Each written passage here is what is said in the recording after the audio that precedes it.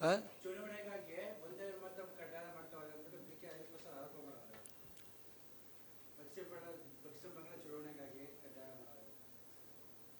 ಬಿಡಿ, ಪಿಟಾಕಿ ಅವ್ರ ಬಗ್ಗೆ ತಲೆ ಕೆಡ್ಸ್ಕೊಳ್ಳೋದು ಬೇಡ.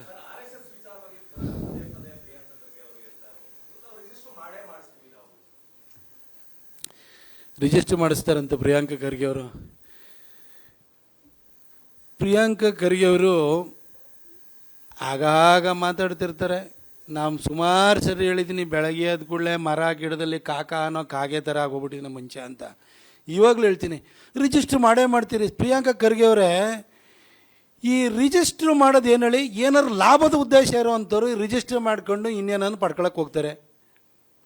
RSS ಅದು ರಾಷ್ಟ್ರೀಯ ಸ್ವಯಂ ಸೇವಕ ಸಂಘ ಅಂತ ಏನಿದೆಯಲ್ಲ, ಅದು ಜನರ ಮನಸ್ಸನ್ನು ಬದಲಾಯಿಸುವಂಥ, ಮನಸ್ಸಿನ ಮೇಲೆ ಪರಿಣಾಮ ಬೀರುವಂಥ ಕೆಲಸಗಳನ್ನು ಮಾಡೋದು. Is A congregation of people. ಅದು ಜನರ ಒಂದು ಕಡೆ ಒಂದು ಒಗ್ಗೂಡುವಿಕೆಯ ಸಂಕೇತ ಅಷ್ಟೇ. ಆದರೆ ಈ ರಿಜಿಸ್ಟ್ರೇಷನ್ ಏನು ಗೊತ್ತಾಯಿತು, ಈ ರಿಜಿಸ್ಟ್ರೇಷನ್ ಯಾರು ಮಾಡಿಸ್ತಾರೆ ಮತ್ತು ರಿಜಿಸ್ಟ್ರೇಷನ್ ಮಾಡೋರ ಉದ್ದೇಶ ಏನಿರ್ತದೆ ಅಂತಂದರೆ, ಈಗ RSSಗೆ ಒಂದನ್ನು ಹೇಳ್ತೀನಿ, ಆಸೆ ಇಲ್ಲದಿದ್ದವರು RSSಲ್ಲಿ ಇರ್ತಾರೆ. ಅವ್ರ ಆಸೆ ಇಲ್ಲದಿದ್ದವರು, ಅವ್ರ ಆಸೆ ಇಷ್ಟೇ, ದೇಶ ಒಂದಾಗಿರಬೇಕು, ಈ ಧರ್ಮ ಉಳಿಬೇಕು, ಸಂಸ್ಕೃತಿ ಉಳಿಬೇಕು ಅನ್ನೋದು ಅವ್ರದ್ದು ಅಷ್ಟೇ ಉದ್ದೇಶ. ಈ ಆಸೆ ಇರೋರು ಇರ್ತಾರಲ್ವಾ, ಅವರು ಯಾರು ಗೊತ್ತಾ, ಅವ್ರು ಈ ಥರ ಸಂಘ ಸಂಘಟನೆ ಸಿದ್ಧಾರ್ಥ ಟ್ರಸ್ಟ್ ಅಂತ ಮಾಡಿಬಿಟ್ಟು KDBನಲ್ಲಿ 5 ಎಕರೆ ಹೊಡೆದಾಕ್ತಾರೆ, ಪ್ರೈಮ್ ಲ್ಯಾಂಡ್ ಹೊಡೆದಾಕ್ತಾರೆ. ಈ ಥರ ಇವರು ರಿಜಿಸ್ಟ್ರೇಷನ್ ಅಂದರೆ ಭಾಳ ಪ್ರಿಯಾಂಕಾ ಖರ್ಗೆ ಅವ್ರು ಏನಂತ ಅಂದ್ಕೊಳ್ತಾರೆ ಅಂತಂದರೆ, ಯಾವುದೋ ಒಂದು ಟ್ರಸ್ಟ್ ಮಾಡೋ, ರಿಜಿಸ್ಟ್ರ್ ಮಾಡೋ, ಹೋಗಿ KDBದು ಪುಕಡ ಲ್ಯಾಂಡ್ ಹೊಡ್ಕೋ, ಇಂಥದಕ್ಕೆ ರಿಜಿಸ್ಟ್ರೇಷನ್ ಅಗತ್ಯ ಇದೆ. ಬಹುಶಃ ಅವರ ಸ್ವ ಅನುಭವದಿಂದಾಗಿ ಇಂಥದ್ದೆಲ್ಲ ಹೇಳ್ತಾರೆ.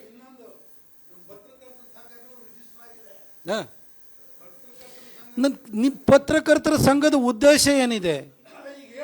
ಅಲ್ಲಲ್ಲ ನಾ ಕೇಳ್ತಿರೋದು, ಅವರು ಲಾಭದ ಉದ್ದೇಶ ಇಟ್ಕೊಂಡು ಟ್ರಸ್ಟ್ ಮಾಡ್ಕೊಂಡು ಹೊಡೆದ್ರ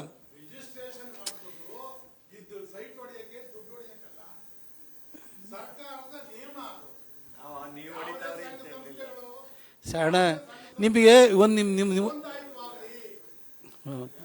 ಬೇರೆದೇಳಿ ಆಯ್ತು.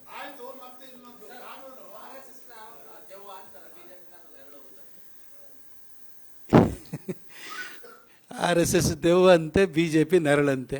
ನಾವು ದೊಡ್ಡ ಖರ್ಗೆ ಸಾಹೇಬ್ರ ಬಗ್ಗೆನೂ ಹಾಗೆ ಹೇಳ್ಬಿಟ್ರೆ ಏನಾಗುತ್ತೆ ಹೇಳಿ, ಅವ್ರು ನೆರಳು ಇವ್ರನ್ನ ಅಂತ ಅಂದ್ಕೊಂಡ್ರೆ ಏನಂತ ಹೇಳಿ. ಇವು ಏನು ಗೊತ್ತಾ, ತುಂಬ ವೈಯಕ್ತಿಕವಾಗಿ ಈ ಥರದ ಹೇಳಿಕೆಗಳನ್ನ ಕೊಡುವಂಥದ್ದು ಚೆನ್ನಾಗಿರಲ್ಲ. ಅವರು, ನಾನು ಹೇಳಿದೆ ಹಿಂದೆ, IT-BT ಖಾತೆ ಸಚಿವರಾಗಿದ್ದಾರೆ, rural development and panchayat raj ಆಗಿದೆ. ಒಂದು ದಿನನಾದ್ರೂ ಅವರು ಇಲಾಖೆ ಬಗ್ಗೆ ಮಾತಾಡಿದಾರೇನ್ರಿ? ಬ್ಲಾಕ್ ಕಂಪನಿ ಅಷ್ಟೆಲ್ಲ ರೋಡ್ ಸರಿ ಇಲ್ಲ, ನಾವು ಬೇರೆ ಕಡೆ ಹೋಗ್ತಾ ಇದ್ದೀವಿ ಅಂತೆಲ್ಲ ಹೇಳಿದರು. ಒಂದಿನಾದ್ರೂ ಈ ವಯ್ಯ ಮಾತಾಡಿದಾರ ಹೇಳಿ? ಇವ್ರ ಇಲಾಖೆ ಬಗ್ಗೆ ಇಷ್ಟವರೆಗೂ IT-BT ಬಗ್ಗೆ ಮಾತಾಡಿದಾರ? ಇವತ್ತವರೆಗೂ ಕೂಡ ಅವರಿಗೆ ಆರ್ಟಿಫಿಷಿಯಲ್ ಇಂಟೆಲಿಜೆನ್ಸ್ ಇರ್ಬೋದು, ಮಷಿನ್ ಲರ್ನಿಂಗ್ ಇರ್ಬೋದು, ಇದರೊಳಗಡೆ ಇವತ್ತು ಇಷ್ಟು ದೊಡ್ಡ ಪ್ರಮಾಣದಲ್ಲಿ ಬೆಳವಣಿಗೆ ಆಗ್ತಾಯಿದೆ. ಸೆಮಿಕಂಡಕ್ಟರ್ ಯೂನಿಟ್ಗಳಿರ್ಬೋದು, ಒಂದು ದಿನನಾದ್ರೂ ವಯ್ಯ ಮಾತಾಡಿದಾರೇನ್ರಿ? ಪ್ರತಿನಿತ್ಯನೂ ಅಲ್ಲಿ ಹೋಗಿ ತೆಲಂಗಾಣಕ್ಕೆ ಎಲ್ಲರೂ ಹೋಗ್ಬಿಟ್ಟು ₹1 ಲ್ಯಾಂಡ್ ಕೊಡ್ತಾ ಇದ್ದಾರೆ, ಅದಕ್ಕೋಸ್ಕರ ಆ ಕಡೆಗೆ ಹೋಗ್ತಾ ಇದ್ದಾರೆ. ಈ ವಯ ಯಾವತ್ತೂ ಅದ್ರ ಬಗ್ಗೆ ಮಾತಾಡಲಿಲ್ಲ. ಆಮೇಲೆ ಒಂದು ತಿಳ್ಕೊಳ್ರಿ, ಕಳೆದ ಹೆಚ್ಚು ಕಡಿಮೆ 5 ದಶಕಗಳಿಂದ ಅವ್ರ ತಂದೆ ಎಷ್ಟು 9 ಸಾರಿ MLA, 2 ಸಾರಿ MP, 2009 ಮತ್ತು 2014ರಲ್ಲಿ MP, 9 ಸಾರಿ MLA, 2 ಸಾರಿ MP, 1 ಸಾರಿ ರಾಜ್ಯಸಭಾ ಸದಸ್ಯರು. ಕಲಬುರ್ಗಿ ಇವತ್ತು ಹೆಂಗಾಗಿದೆ ರೀ? ಕಲಬುರ್ಗಿ ಉದ್ಧಾರ ಮಾಡಲಿಕ್ಕಾಗಲಿಲ್ಲ, ಒಂದು ಜಿಲ್ಲೆನೂ ಉದ್ಧಾರ ಮಾಡೋಕ್ಕಾಗಿಲ್ಲ. ಈ ವಯ್ಯ ಇಡೀ ದೇಶದ ಬಗ್ಗೆ, ಪ್ರಪಂಚದ ಬಗ್ಗೆ ನರೇಂದ್ರ ಮೋದಿಯವ್ರಿಗೆ ಬುದ್ಧಿ ಹೇಳೋ ಕೆಲಸನ ಈತ ಮಾಡ್ತಾ ಇರ್ತಾರೆ. ನಂಗೆ ಏನಾಗಿದೆ ಅಂದರೆ, ಕಾಂಗ್ರೆಸ್ನಲ್ಲಿ ಇವತ್ತು ಹೆಂಗಾಗಿದೆ ಅಂದರೆ, ಕೂಗುಮಾರಿಗಳ ಸಂಖ್ಯೆ ಜಾಸ್ತಿ ಆಗ್ಬಿಟ್ಟಿದೆ. ಅಲ್ಲಿ ಕಲಬುರ್ಗಿಗೆ ಹೋದರೆ ಖರ್ಗೆ, ಚಿಕ್ಕಬಳ್ಳಾಪುರಕ್ಕೆ ಹೋದರೆ ಇನ್ನೊಬ್ಬ, ಈ ಕಡೆ ಕಲ್ಗಟ್ಟಿಗೆ ಹೋದರೆ ಇನ್ನೊಬ್ಬ ಲಾಡು, ಈ ಮೈಸೂರಿಗೆ ಒಬ್ಬ ಕೆಲಸಕ್ಕೆ ಬರೆದು ಹೋಗ್ತಾರ. ಹೀಗೆ ಬರೀ ಕೂಗುಮಾರಿಗಳ ಸಂಖ್ಯೆ ಆಗಿದೆ. ಆ ಲಿಸ್ಟಿಗೆ ಇವಾಗ ಹೋಗಿ ಹರಿಪ್ರಸಾದ್ ಸೇರ್ಕೊಂಡ್ಬಿಟ್ಟಿದ್ದಾರೆ. ಏನಾರು ಮಾಡಿ ಹರ್ಚ್ಕೊಂಡ್ರೆ, ಹಿಂದೆ ಸಿದ್ದರಾಮಯ್ಯನವ್ರ ವಿರುದ್ಧ ಜೆಂಡಾ ಎತ್ತಿ ಮಂತ್ರಿ ಆಗೋಣ ಅಂತ ನೋಡಿರು, ಆಗಲಿಲ್ಲ. ಈಗ ಸಿದ್ದರಾಮಯ್ಯನವ್ರು ಓಲೈಸ್ಕೊಂಡಾದರೂ ಮಾಡೋಣ ಅಂತೇಳಿಲ್ಲ, ಅಲ್ಲಿ ರಾಜ್ಯಪಾಲರು ತಡೆಯಕ್ಕೆ ಹೋಗ್ತಿದ್ದಾರೆ. ಹೀಗೆ ಕರ್ನಾಟಕದಲ್ಲಿ ಇವತ್ತು ಹೆಂಗಾಗಿದೆ ಅಂದರೆ, ಅಧಿಕಾರಕ್ಕೆ ಬರೋದಕ್ಕಿಂತ BJPಯನ್ನು ಬೈದು ಅಧಿಕಾರಕ್ಕೆ ಬಂದರು.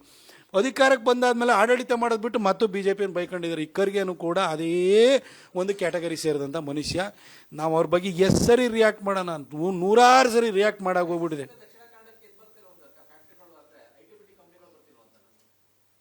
ಹಾಗಾದ್ರೆ ಕಲಬುರ್ಗಿಗೆ ಯಾಕೆ ಬರ್ತಾಯಿಲ್ವ ಅಂತ ಹೇಳಿ? ಕಲಬುರ್ಗಿಯಲ್ಲಿ ಯಾವ್ಯಾವ ಕಂಪ್ನಿ ಇದೆಯಂತೆ?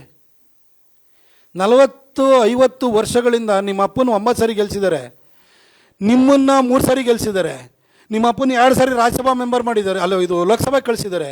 ಕಲಬುರಗಿಗೆ ಯಾಕೆ ಬರ್ತಾ ಇಲ್ಲ? ಬರೀ ಕಲಬುರಗಿ ಊರು ತುಂಬ ಹೊಂದಿಗಳೇ ಕಾಣಿಸ್ತವಲ್ರಿ. ಕಲಬುರಗಿ ಯಾಕೆ ಬರ್ತಾ ಇಲ್ಲ ಅದನ್ನು ಹೇಳಕ್ಕೆ ಹೇಳಿ.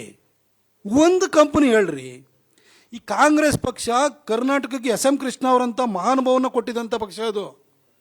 Tier 2, Tier 3 ಸಿಟೀಸಲ್ಲಿ ಮೈಸೂರು ಇರ್ಬೋದು, ಮಂಗಳೂರು ಇರ್ಬೋದು, ಹುಬ್ಬಳ್ಳಿ ಧಾರವಾಡ ಇರ್ಬೋದು, ಬೆಳಗಾಂ ಇರ್ಬೋದು, ಈ ಭಾಗದಲ್ಲಿ ಸಾಫ್ಟ್ವೇರ್ ಕಂಪನೀಸು ಚಿಕ್ಕ ಚಿಕ್ಕ ನಗರಗಳಿಗೆ ಹೋಗೋದಕ್ಕೆ ಮೂಲ ಕಾರಣೀಭೂತರು ಎಸ್ ಎಂ ಕೃಷ್ಣ ಅವರು.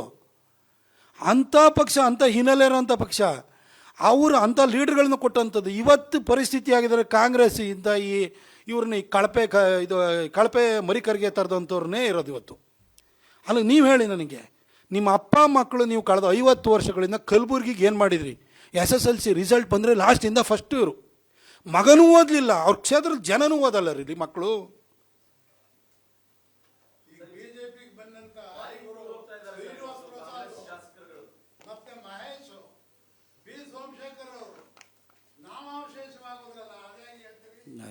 ಅಲ್ಲ ಅಣ್ಣ ನಿಮಗೊಂದೇ ಅಣ್ಣ ಒಂದು ನಿಮಿಷ ಹೇಳಿಣ್ಣ, ನೀವು ಭಯಂಕರ ಒಂಥರ ಚೆನ್ನಾಗಿ ಮಾತಾಡ್ತಿದ್ದೀರಿ, ಖುಷಿ ಆಗ್ತಿದೆ. ಶ್ರೀನಿವಾಸ್ ಪ್ರಸಾದ್ ಅವರು ಕಾಂಗ್ರೆಸ್ನಲ್ಲಿ ಇದ್ರಲ್ಲ, ಅವರನ್ನು ಕಂದಾಯ ಖಾತೆ ಸಚಿವರಾಗಿದ್ದರು. ಅವರನ್ನು ಅನ್ಸೆರಮೋನಿಯಸ್ ಆಗಿ ಅವಮಾನ ಮಾಡಿ ಅವ್ರನ್ನ ಸಂಪುಟದಿಂದ ಕಿತ್ತಾಕ್ತವ್ರು ಯಾರು? ನಿಮ್ಮ ಸಿದ್ದರಾಮಣ್ಣ. ಆಮೇಲೆ ನಮ್ಮ ಪಕ್ಷಕ್ಕೆ ಒಂದು ನಿಮಿಷಕ್ಕೆ ಅಣ್ಣ ನೀವು ಕೇಳಬೇಕು, ನಾನು ಪತ್ರಕರ್ತ 5 ವರ್ಷ ಜರ್ನಲಿಸಮ್ ಓದಿದ್ದೀನಿ ಆಯಿತಾ. ನಮ್ಮ ಪಕ್ಷಕ್ಕೆ ಕರ್ಕೊಂಬಂದು 2017 ಇರಬೇಕು ಬಹುಶಃ, 17 ಆ ಟೈಮ್ ಒಳಗಡೆ ನಾನು ನಮ್ಮ ಕೇಂದ್ರ ಸಚಿವರಾಗಿದ್ದಂಥ ಸಿದ್ದೇಶ್ವರವರು ಅವ್ರ ಮನೆಗೆ ಹೋಗಿ ಕೂತ್ಕೊಂಡು ಮಾತಾಡಿ ಕರ್ಕೊಂಬಂದು ಬೈ ಎಲೆಕ್ಷನಲ್ಲಿ ಗೆಲ್ಲಕ್ಕಾಗಲಿಲ್ಲ. ಆದರೆ 2019ರಲ್ಲಿ ಅವರನ್ನು ನಾವು ಸಂಸದರನ್ನಾಗಿ ಮಾಡ್ದು. ಅವರ ಅಳಿಯ ಹರ್ಷವರ್ಧನ್ನ ಅವರಿಗೆ ನಾವು ಟಿಕೆಟ್ ಕೊಟ್ಟು ನಂಜನಗೂಡಿನಲ್ಲಿ ಗೆಲ್ಲಿಸ್ಕೊಂಡು ಆಯಿತಾ. ಅವರು ವಿಚಾರಕ್ಕೆ ಅಲ್ಬರೋಣ. ಸೋಮಶೇಖರ್ ಸಾಹೇಬ್ರಿಗೆ ಮಳವಳ್ಳಿನಲ್ಲಿ ಗೆಲ್ಲಕ್ಕಾಗಲಿಲ್ಲ, ಏನು ಮಾಡೋಕ್ಕಲ್ಲ. ಬಟ್ ನಾನು ವೈಯಕ್ತಿಕವಾಗಿ ನಾನು ಅತಿ ಹೆಚ್ಚು ಗೌರವಿಸುವಂಥ ವ್ಯಕ್ತಿ. ಹಾಗೆಯೇ ಮಹೇಶ್ ಅವ್ರಿಗೂ ಕೂಡ ಕೊಳ್ಳೇಗಾಲದಲ್ಲಿ ಟಿಕೆಟ್ ಕೊಟ್ಟಿದ್ದು ಪಕ್ಷ ಎಲ್ಲ ಶ್ರಮವನ್ನು ಹಾಕ್ತು. ಅಲ್ಲಿ ಈ ಗ್ಯಾರಂಟಿ ಸ್ಕೀಮ್ಗಳಲ್ಲಿ ಭಾಳ ಜನ ಕೊಚ್ಚೋದ್ರು ರೀ. ನಮ್ಮೆಲ್ಲ ಯಂಗ್ಸ್ಟರ್ಸ್ ಇದ್ರು, ಇವರು ಗ್ಯಾರಂಟಿ ಸ್ಕೀಮೆಲ್ಲ ಕೊಚ್ಚೋದವರು ಆಯಿತಾ. ಏನು ಮಾಡೋಕ್ಕಾಗಲಿಲ್ಲ. ಈಗ ನೆಕ್ಸ್ಟು ಮತ್ತೆ ಕೊಳ್ಳೇಗಾಲದಲ್ಲಿ ಎಲೆಕ್ಷನ್ ಆದಾಗ ನೀವು ಕೈ ಹಿಡೀರಿ, ಬಂದ್ಬಿಟ್ಟು ನೀವು ಅಲ್ಲಿ ಹೋಗ್ಬಿಟ್ಟು ಕಾಂಗ್ರೆಸ್ಸಿಗೆ ಓಟ್ ಹಾಕ್ಬಿಟ್ಟು ಇಲ್ಲಿ BJP ಅಧಿಕಾರ ಕೊಡಲಿ ಅಂತೇಳಿ ಹೇಳಿದ್ರೆ ಹೆಂಗಾಗುತ್ತೆ? ಜನ ಗೆಲ್ಸಿರಿ ಅಲ್ಲ, ಅದು ಪಕ್ಷದ ಸಂಘಟನೆದು ಬಂದ್ಬಿಡಿ. ಅಧಿಕಾರದ ವಿಷಯಕ್ಕೆ ಬಂದಾಗಲೂ ಕೂಡ ಇವತ್ತು ನಮ್ಮ ಪಕ್ಷದ ಯಾವುದೇ ವಿಚಾರಧಾರೆಗಳಿರ್ಬೋದು ಅದನ್ನು ಇಡೀ ರಾಜ್ಯಾದ್ಯಂತ ಓಡಾಟ ಮಾಡಿ ಅದನ್ನು ಮನವರಿಕೆ ಮಾಡಿಕೊಡುವಂಥ ರಾಜ್ಯ ಉಪಾಧ್ಯಕ್ಷ ಸ್ಥಾನವನ್ನು ನಮ್ಮಲ್ಲಿ ಸಚಿವರು ನೆನಪು ಮಾಡಿಕೊಟ್ರು.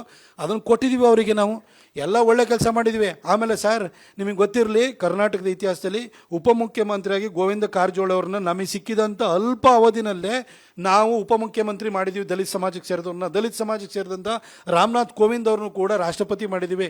ಅದೇ ರೀತಿಯಲ್ಲಿ ನಾರಾಯಣ ಸ್ವಾಮಿ ಅವ್ರನ್ನ ಕೇಂದ್ರದಲ್ಲೂ ಸಚಿವರನ್ನಾಗಿ ಮಾಡಿದ್ದು. ಹಾಗೆ ಇದು ನಮ್ಮ ಟ್ರೈಬಲ್ ಸಮಾಜಕ್ಕೆ ಸೇರಿದಂಥ ದ್ರೌಪದಿ ಮುರ್ಮುವನ್ನು ಕೂಡ ರಾಷ್ಟ್ರಪತಿ ಮಾಡಿದ್ದೀವಿ.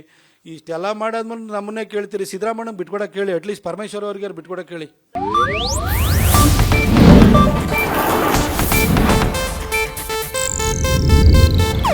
ಇದು ಏಷ್ಯಾನೆಟ್ ನ್ಯೂಸ್ ನೆಟ್ವರ್ಕ್ ಪ್ರಸ್ತುತಿ.